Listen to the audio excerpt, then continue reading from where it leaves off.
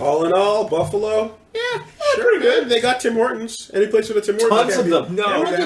They have four Tim Hortons. They have Tim Hortons Cake and Bake Shop. I love how you say this. You never went in. Cafe and Bake Shop. You never went. The subtitle is too much. You're such idiots. How are you supposed to make the fucking business successful if you don't tell people what it and is? And me and you had this conversation about this where you're like telling people not to watch our videos if they have solariums. And But I'm that's saying... a fucking joke. Are you calling it a solarium? A sunroom is a solarium? That's in your what language? he calls it. Yeah, because in the game we were playing, they said it was labeled solarium. Well, in any case... Well, at least I got you to admit it. Also, I'm not joking. It makes me weird to see Tim's with a subtitle on it. Yeah, but definitely. I agree that no one would know what the fuck this place was. It could be because not everywhere is Canada. It's named after a hockey player. That no one's heard of. There's no reason for them to know who he is. No, my culture. Or why he has delicious bagels. Yeah, but you don't have to make it easy for the filthy Americans. You just deliver. You want to lean into the mic on that one, deliver a hard, cold product. You want to lean into and the if they're mic on daring enough, and they're not just idiots, they will walk in and have a bite. What I'm going to try and There's save a him here. reason I'm going to why try I'm and save on him the here. business end here. I'm gonna sure that's a good idea? I'm going to stick my foot in. Okay. And try and help Liam out. What he means is the actual percentage of Americans that are literally unwashed. That's what I mean. All right. No, all right. I mean, there's a large selection of Americans. Stop. Walk into wherever. Pat. I mean, there are a million super dumb Americans. We're gonna segue into the new thing. We're not gonna let you go. We're not gonna let you go. You keep trying, but we're not gonna let you go. Pat, I thought you learned your lesson about sticking your leg out to help people. I thought I learned my lesson too about helping people that are I don't in know need. how much you want to go into. One might say there's some stuff you might not want to say. About giving your fellow man the time of day. So I'm literally I'm on the plane back to Montreal. Think about everything you're going to say. It's quotes, so I'm good. I know that, but still. I'm on the plane back to Montreal, and the guy in front of me, I now realize due to the tone of the conversation that I got off easy because the black guy sitting next to him was not with him when he left. No, he was not. Remember? I thought they were friends, but they weren't. He was just stuck there. Yeah. So guy starts going off instant. He sits down on the plane, asks for a double of something, and just keeps getting him the whole fucking flight. It's an hour-and-a-half flight from Chicago, and this guy's drinking the whole fucking time. And the first words out of his mouth after that is, "Yo, man, we're gonna get so many fucking hookers! I need to call my guy and get the Cialis." It's like, okay. Who and he's like a yells 20-something, right? He's like 20-something, Who announces that? And it's being announced. Like, it's not being discussed. It's being announced. If you gave him a chance, he would get on the PA system of the plane. One might say it were being proclaimed. Right. So by that guy in Rome. Goes prostitutes and Cialis. So I'm trying to read the fucking Daredevil book that Matt lent me.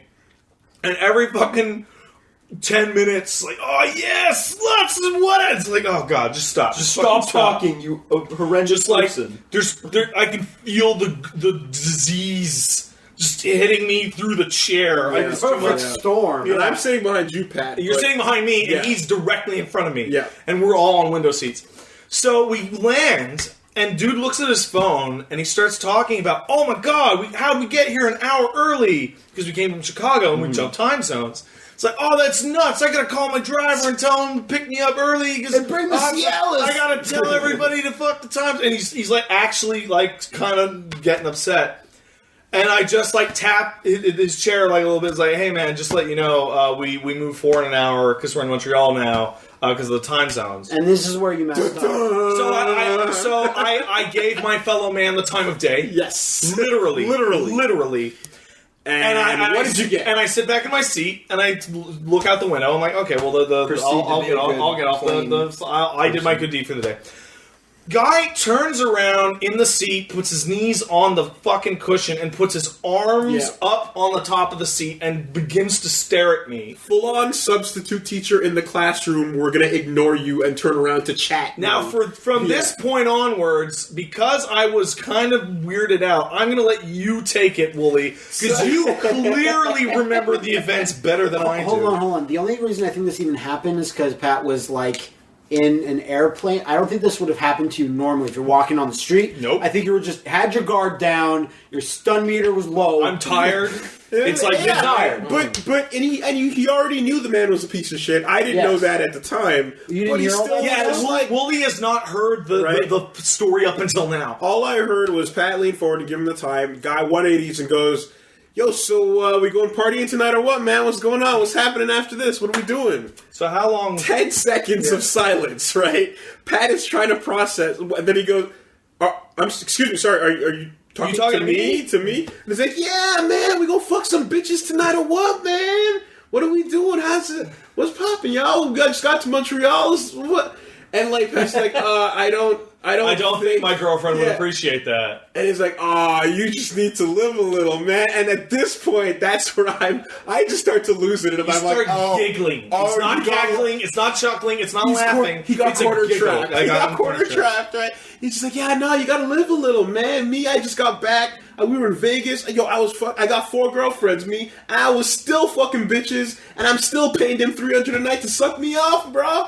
You gotta live a little, man." I'm trying to melt into the window at this point, and you're laughing so hard because Pat stonewalls that stuff or just stares straight forward and has no reply. I don't want to sandbag. I don't want to deal with this. You're trying to disengage. I just want it to go away. But Wooly's stroking his beard, going, "Yeah, I can work with this. I can get this guy going." I know. How far can we take this piece of shit fucking taps me on the top of my head and rubs the top of my head. Says, "Yeah, man, just live a little. Just gotta live a little."